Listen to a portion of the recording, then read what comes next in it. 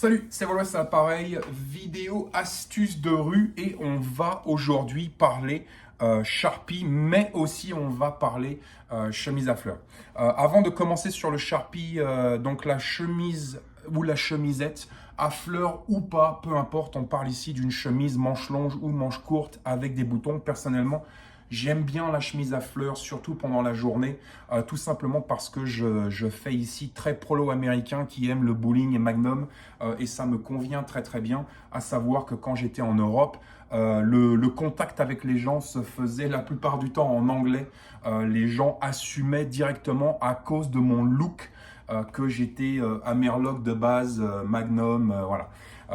C'est absolument parfait, ça s'appelle du camouflage social et c'est très bien, à savoir que le soir ou en soirée, je passais sur des chemises plutôt manches longues, noires ou grises, un truc un petit peu plus classe, mais donc on se dégage ici en fait de l'ambiance t-shirt NTM ou Punisher. Donc ça, c'est le premier truc avec la chemise. Le deuxième truc, c'est que ça me donne en fait un système de port pour le Sharpie qui est vraiment très intéressant pour nous et on le voit déjà. Il y a des personnes qui sont dans la sécurité personnelle et tout. Et en fait, je l'ai vu quand j'étais à Sturgis, donc ça fait des années que nous portons des chemises et des années que nous portons un Sharpie. Ça fait des années maintenant que je parle du Sharpie et de l'importance de cet outil d'impact en fait. Mais quand j'étais à Sturgis, c'était assez intéressant de voir des grands baraquiers, des mecs Hells Angels et tout, qui étaient en fait qui travaillaient dans les bars pour faire la sécurité. Et plusieurs fois, j'ai vu donc des mecs devant les bars avec des stylos tactiques en fait portés exactement comme ça dans une chemise à boutons. Le pourquoi du comment, on va commencer par ça en fait. C'est que tout simplement, ça me donne un accès ici le plus immédiat et adapté et rapide possible à un outil. J'ai toujours cette image du film 2001, l'Odyssée de l'espace, où on voit cette séquence mythique où le singe, le bonobo, attrape un bout d'os et donc arme sa main avec un outil donc de percussion ou arme sa main.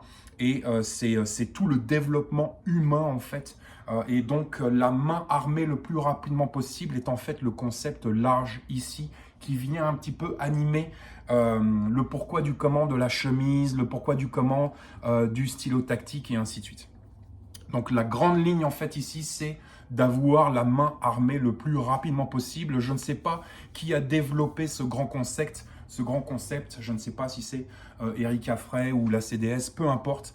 Mais c'est vraiment la grande ligne directrice ici, c'est de pouvoir armer nos mains le plus rapidement possible avec un outil qui va être plus dur que la gueule de notre camarade en face.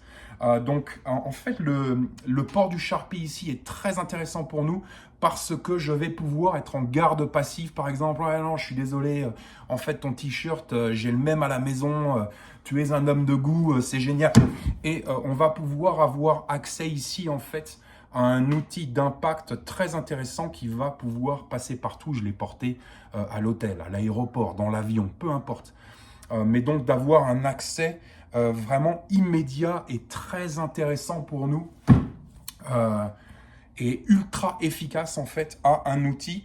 Et on va se dégager ici des méthodes de port traditionnelles et donc des indices un petit peu traditionnels. Si je parle à quelqu'un que je suis en garde passive et puis que tout d'un coup je viens mettre ma main dans ma poche ou que je passe en appendice ou que j'essaye d'attraper un truc derrière dans ma poche arrière, tout ça ce sont des indices et des indicateurs en fait qu'il va se passer quelque chose très rapidement. Alors que si je suis en garde passive et que je peux parler et qu'il ne se passe rien et que tout d'un coup j'ai la main armée, c'est vraiment un système absolument fantastique pour ça. Et donc, on voit pas mal de mecs qui font de la protec déjà, qui vont porter des chemises à boutons et qui vont porter en fait un stylo tactique ici.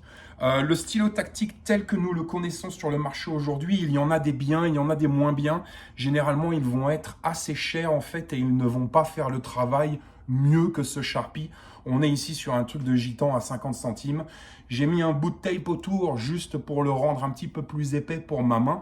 Et puis, bien évidemment, si je dois réparer ma paire de lunettes, une connerie, ou cacher la caméra sur un ordinateur d'un camarade, je vais pouvoir utiliser ce bout de tape. Mais donc, 50 centimes, le truc tout bête, ça va faire le travail puisque nous sommes sur un outil d'impact ici qui va être toujours beaucoup plus dur de toute façon que le visage de notre camarade en face. Le seul petit bémol avec le Sharpie, c'est que la bite ici qui vient tenir en fait le capuchon, c'est une bite un peu molle et qu'il a tendance en fait à tomber tout simplement. Et donc la méthode que moi j'ai trouvée pour porter ce Sharpie sans qu'il tombe, c'est de le mettre en fait un petit peu à la verticale, juste au-dessus d'un bouton. Et donc si on le met à la verticale, comme ça, un petit peu juste au-dessus du bouton, il va rester en place et je suis toujours capable de venir déployer cet outil le plus rapidement et le plus sournoisement possible. Et c'est ça en fait qui est intéressant avec ce concept. Comme je l'ai dit, on n'est pas ici sur des indicateurs en fait de baston assez accrus, comme par exemple venir en appendice et travailler avec d'autres outils. Cet outil me permet justement, puisqu'on parle d'autres outils, cet outil me permet de faire une transition assez intéressante. Je peux être sur du stylo Sharpie d'impact, le dégager et justement passer sur un autre outil. Donc ça peut être aussi un excellent outil de transition.